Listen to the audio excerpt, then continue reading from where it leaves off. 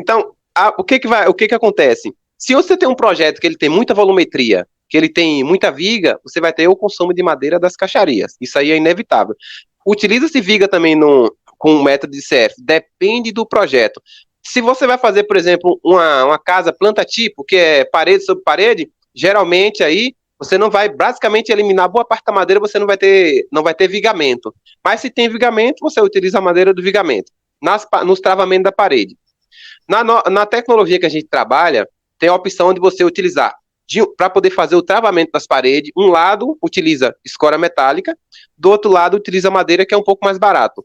Mas se você utilizar escora metálica dos dois lados, e essa escora metálica de repente for sua, você vai reutilizar aquilo ali em várias obras. Então, aí nesse caso, você elimina a utilização da madeira, mas você tem que investir na escora metálica dupla, né? Assim, por enquanto, eu não vou investir o suficiente na escora metálica dupla, você vai usar um lado madeira e outro lado a escora metálica. Essa é a tecnologia que a gente trabalha, tem que fazer isso porque ela não tem conector de travamento, que nem a primeira tecnologia que eu conheci inicialmente, ela tem conector de travamento, só que essa que a gente trabalha não tem, então a gente tem que fazer formato de sanduíche, então você utiliza dos dois lados para poder fazer esse travamento ali, mas você pode utilizar madeira nesse sentido ou não.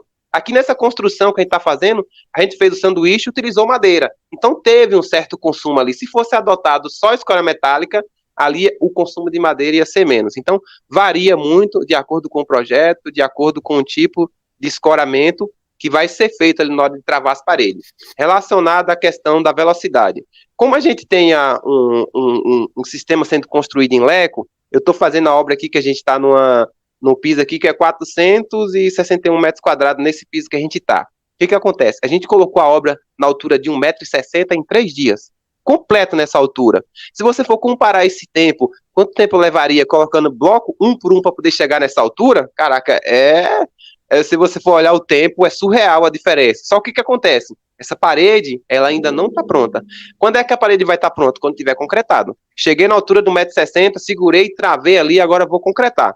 Eu tô com, hoje é quarta-feira, 3 dias, eu tenho cerca de 30% dessas paredes que já estão em pé ali, a gente já concretou, que a gente começou a concretar de hoje, provavelmente a gente já vai acelerar amanhã. Se eu conseguir concretar, só um exemplo aqui para você ver a questão do prazo, se eu conseguir terminar de concretar tudo na sexta-feira, eu levei 5 dias para deixar a obra pronta, já com todo elemento estrutural até na altura de 1,60 m. Então a gente tem a questão desse ganho, dessa velocidade, sim, na obra. Num método tradicional aqui, para poder construir essa obra, ia levar 2 anos e 6 meses, foi o que foi estipulado para poder executar essa edificação. Inclusive, era o prazo do pessoal da concorrência com o método tradicional, quando a gente foi fazer essa questão de participar dessa questão do prazo da obra, né? Com o método que a gente está executando, foi se planejado para poder executar em 1 ano e 4 meses. Agora eu só consigo dizer para você se a gente conseguiu ganhar esse tempo todo no final da obra. Porque no começo da obra eu não tenho como dizer, mas eu tenho como lhe dar esses parâmetros da onde a gente está conseguindo avançar de acordo versus tempo. Aí na hora que a gente chegar ao resultado final, aí a gente vai medir o tempo que começou, terminou, se foi dentro daquele prazo de planejamento, se a gente conseguiu acertar de acordo com o nosso planejamento o prazo completo. Mas o planejamento da obra, ele vai se adequando de acordo com a execução, pode ter uma intempérie climática, a gente pode sofrer de repente com dificuldade de mão de obra, então são várias coisas que interferem também na duração da atividade, que não é só a tecnologia embarcada, é claro que a tecnologia embarcada, ela é muito mais ágil e muito mais rápido do que o método convencional, mas o resultado final para poder comparar mesmo, para poder dizer assim, é X% mais rápido, de acordo com minha experiência, meu estudo de casa, um prédio de 5 pavimentos, no final da obra a gente vai ter essa vivência melhor para poder trazer para vocês. Como você falou, é um desafio que você topou e você está, além de estar construindo, você está vivenciando a experiência e a partir dessa, né, com certeza você vai ter um parâmetro melhor para outras obras. Exatamente. Cara, muito bem explicado. Tudo que eu estou perguntando aqui para ele, que eu estou falando, ele já está aparelhando o que eu falo para quê? Para trazer para a realidade, tá, pessoal? É porque eu sou meio entusiasta e o Renato está adequando tudo que eu falo. Realmente, sim, ele falou uma coisa que é interessante, a casa que tem uma volumetria muito grande, por exemplo, se tiver vão livre, você vai ter que fazer uma viga ali, vou dar um exemplo bobo, uma viga bem apoiada, digamos que seja um vão livre de 10 metros, Aí você vai ter que botar uma viga ali para poder aguentar o piso, que é a laje, e isso aí tudo não compete a mim. Eu não sei se o Renato tem competência para mim, mas compete a um cara aqui que é o Elber Amo. Elber Amo é o cara Exatamente. né? Ele é o cara ali da matemática. Ele Da pensa, estrutura. isso aí, ele pensa, transfere para a gente e a gente bota na prática.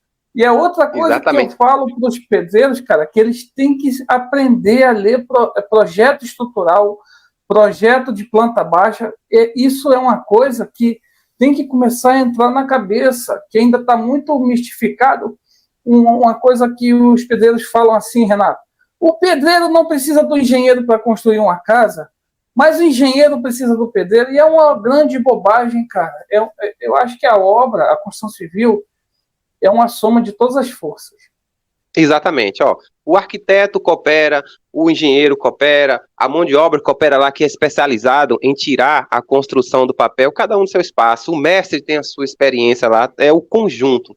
Porque essa história de o pedreiro não faz a obra sem o engenheiro é uma obra simples. É tirar uma construção térrea ali do papel, uma construção que não vai ter laje, que não vai ter outros pavimentos, né? O cara consegue tranquilamente.